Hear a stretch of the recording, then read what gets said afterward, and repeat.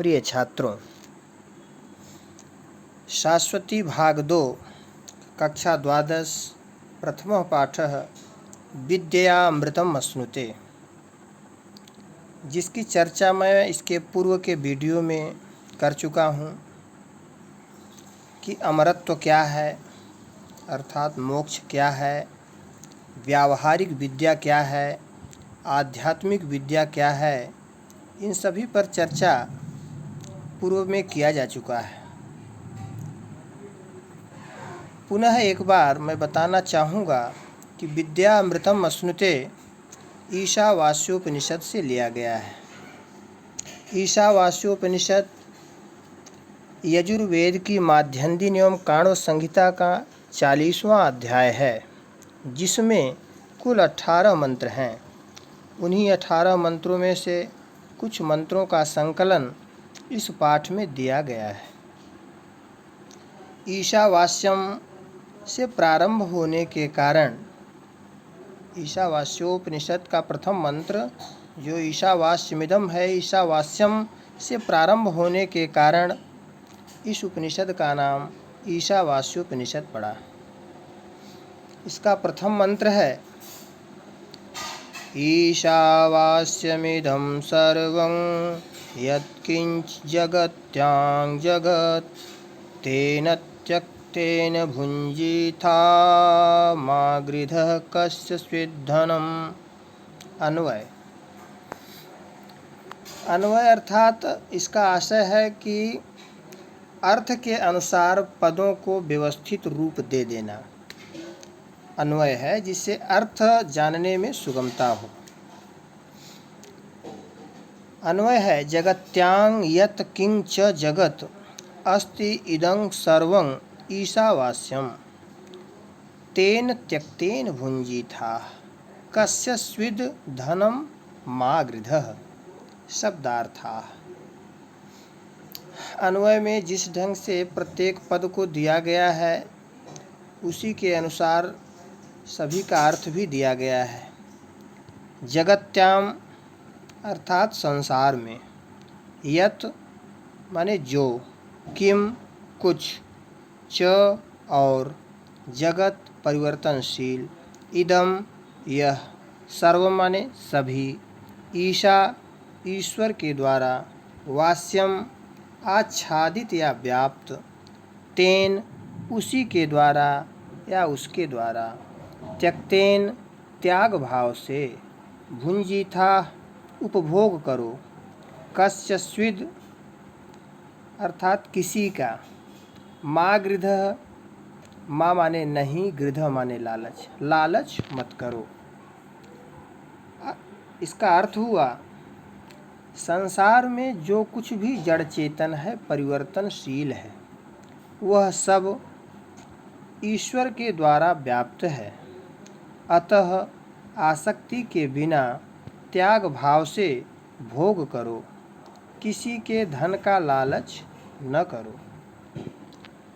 भाव यह है कि इस संसार में जो कुछ भी है वह ईश्वर प्रदत्त, प्रकृति प्रदत्त है, उस पर सभी प्राणियों का अधिकार है।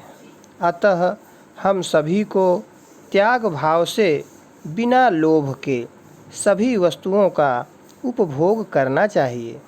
उत्तर रामचरितम में आया है, सर्वमतिमात्रम दोषाय। अधिकता हर चीज़ की बुरी होती है। व्यावहारिक दृष्टि से भी देखिए कि जो व्यक्ति अत्यधिक भोग विलास में डूब जाता है वह शीघ्र ही पतन की ओर चला जाता है। नीति शतकम में भी आया है कि लोभश्चेद अगुणेन किम। यदि लोभ है तो दुर्गुण की कहाँ कमी। दुर्गुण तो भरा पड़ा है यदि लोभ है तो, और अनैतिक कार्य स्वतः होने लगेगा। रामचरितमानस में भी आया है, काम क्रोध मद लोभ सब नाथ नरक के पंथ। काम क्रोध अहंकार लालच ये सब जो है पतन के रास्ते हैं, पतन के द्वार हैं। श्रीमद् भगवद गीता में भी आया है कि त्रिविधम नरकस्येदं द्वारं नाशनमात्मनः कामः क्रोधस्तथा लोभस्तस्मादेतत्त्रयं त्यजेत्। अर्थात काम, क्रोध तथा लोभ ये 3 प्रकार के अधोगति के द्वार आत्मा का नाश करने वाले हैं, अर्थात पतन की ओर ले जाने वाले हैं।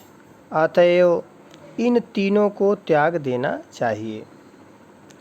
इस प्रकार हम सभी को अनासक्त भाव से प्रत्येक वस्तु का उपभोग करना चाहिए, लालच नहीं करना चाहिए।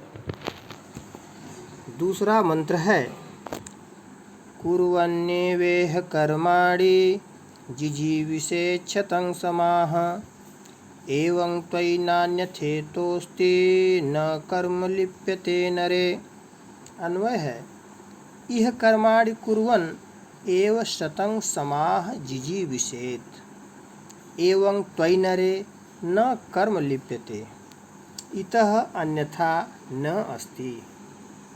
शब्दार्थाः इह अर्थात इस संसार में, इस लोक में, कर्माणि कर्मों को, कुर्वन् करते हुए, शत्रु प्रत्यय, एव माने ही, शतं समाह, शतं माने 100, समाह माने वर्ष, 100 वर्ष तक, जिजीविषेत् जीने की इच्छा करें, एवं अर्थात यही, त्वयि नरे तुझ मनुष्य में, इतः अन्यथा इससे भिन्न दूसरा, न अस्ति नहीं है। सरलार्थ अर्थ है इस संसार में कर्मों को करते हुए ही 100 वर्ष तक जीने की इच्छा करें। यही एक साधन है जिसके द्वारा तुझ मनुष्य में कर्म लिप्त न होंगे। इससे भिन्न दूसरा कोई मार्ग नहीं है। यहाँ पर 2 बार कर्म आया है।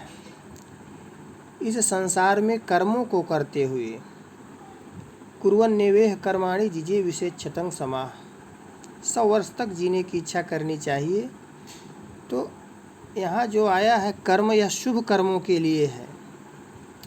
अन्यथा की स्थिति में शुभ कर्म नहीं होगा तो अशुभ कर्म से स्वतः ही लिप्त हो जाना पड़ेगा। भाव यह है कि सत्कर्म, अच्छा कर्म करते रहेंगे तो कुत्सित कर्म में हम लिप्त नहीं होंगे। गांव में कहावत है कि खाली दिमाग शैतान का घर।